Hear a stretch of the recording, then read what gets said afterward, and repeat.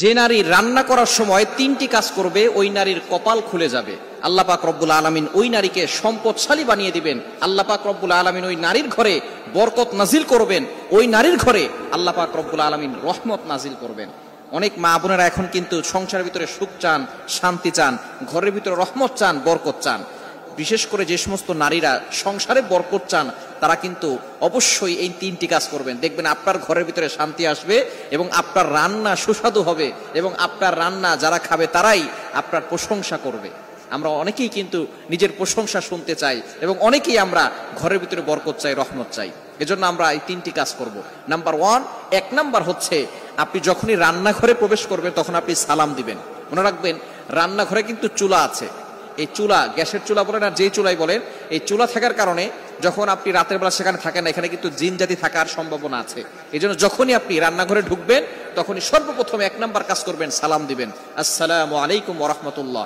কেউ থাকুক আর না থাকুক, ঘরে যখনই প্রবেশ করবেন, যদি ঘরে কেউ নাও থাকে তারপরে সালাম দিবেন, কারণ ঘরের ভিতরে অনেক সময় শয়তান থাকে। আপনার সালাম দেওয়ার কারণে সেই শয়তান সেখান থেকে বের হয়ে যাবে। শয়তান আপনার ঘরের ভিতরে আর বসবাস করতে পারবে না, সেখান থেকে শয়তান বের হয়ে যাবে।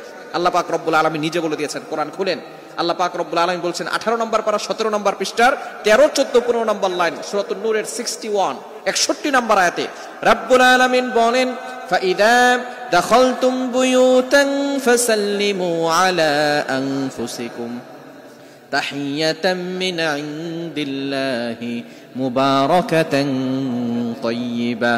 যেই ঘরে ঢোকার সময় কোনো ব্যক্তি যদি সালাম দেয়, আল্লাহ পাক রব্বুল আলামিন ওই ঘরের ভিতরে বরকত নাজিল করেন। আল্লাহ পাক রব্বুল আলামিন পবিত্র রিজিক সেখানে দান করেন। এজন্য 1 নম্বরে নারীরা, মা বোনরা যারা রান্নাঘরে যাবেন সর্বপ্রথম সালাম দেওয়ার দরকার আছে না নাই? মা বোনদেরকে এটা শিখিয়ে দিবেন। আপনারা বাসায় গিয়ে মেসেজ পৌঁছে দিবেন, মা বোনরা যারা আছে 1 নম্বরে তারা রান্নাঘরে ঢোকার সময় সালাম দিবে। নাম্বার 2, দ্বিতীয় নাম্বার হচ্ছে প্রতিটি কাজের শুরুতে বিসমিল্লাহ পড়বে। বিসমিল্লাহ পড়লে ওই কাজের ভিতরে আল্লাহ পাক রব্বুল আলামিন নিজে বরকত দিয়ে দেন। বিসমিল্লাহ পড়লে কোনো রান্না করলে ওই রান্নার ভিতরে আল্লাহ তাআলা স্বাদ বাড়িয়ে দেন, ওই রান্নার ভিতরে আল্লাহ তাআলা রহমত দেন, ওই রান্নার ভিতরে আল্লাহ তাআলা বরকত দান করেন। কিন্তু বর্তমান আমাদের সমাজের ম্যাক্সিমাম নারীরা রান্না করার সময় ডিজে গান শুনে, রান্না করার সময় হিন্দি গান শুনে, ইংলিশ গান শুনে, তারা ড্যান্স করে আর রান্না বান্না করে, যার কারণে ঘরের ভিতরে কোনো বরকত থাকে না। খবরদার, গান শুনবেন আর রান্না বান্না করবেন আর চিন্তা করবেন ঘরের ভিতরে বরকত নাই কেন। আপনি যদি বরকত পেতে চান, প্রত্যেকটা কাজের শুরুতে আপনি বিসমিল্লাহ পড়বেন। আপনি চাউল নিচ্ছেন, পড়েন বিসমিল্লাহির রহমানির রহিম। চাউল ধৌত করতেছেন, বলেন বিসমিল্লাহির রহমানির রহিম। মাছ কাটতেছেন, বলেন বিসমিল্লাহির রহমানির রহিম। আপনি গোশত ধৌত করতেছেন, বলেন বিসমিল্লাহির রহমানির রহিম।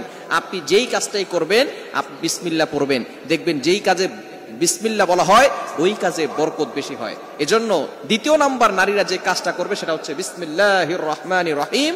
এটা পড়ে তারপরে প্রত্যেকটা কাজ করবে। আল্লাহ তাআলা ওই ঘরের ভিতরে বরকত দিবেন, খাবারে বরকত দিবেন এবং খাবারের স্বাদ আল্লাহ তাআলা বাড়িয়ে দিবেন। 3 নাম্বার